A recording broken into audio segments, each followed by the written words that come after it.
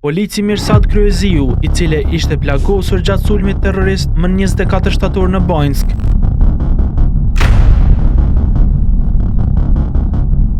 Tregoi të mërkurën në detaje momente dramatike të përballjes me grupin e armatosur terrorist serb dhe përpjekjet për ta shpëtuar rreshterin ish kolegun e tij Afrim Bunjaku. Rrëfimin e bëri para trupit gjykues për ditën kur vra rreshteri Afrim Bunjaku në shtator 2023.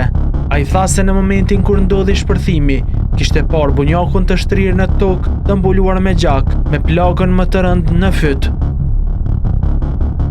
I shkova afër, ishte pamundur të bëja ndaljen e gjakderdhjes apo të ndihmoja se në drejtim kishte gjuajtje të parishtur. E kam tërhequr pak, jo shumë dhe kam filluar të gjuaj në drejtim të tyre, edhe në brendësi të fshatit edhe në manastir. Polici tutje tregoi se si u godit edhe vet nga plumbat.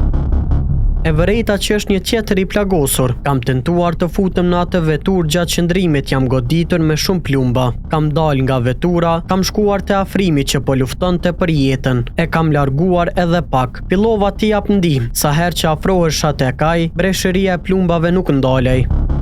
Në rastin Bajnska, të akuzuar janë 45 persona, por vetëm 3 prej tyre janë të paraburgosur: Dušan Maksimović, Blagoje Spasojević dhe Vladimir Tolić. Sipas aktakuzës, mbi 45 të akuzuarit rëndojnë veprat penale për terrorizëm, financim terrorizmi dhe shpërlarje e paras. Qëllimi i grupit ishte të shkëpusin pjesën veriore të territorit të Republikës së Kosovës, respektivisht komunat e banuara me shumicë serbe, dhe këtë pjesë të territorit t'i bashkojnë Serbisë.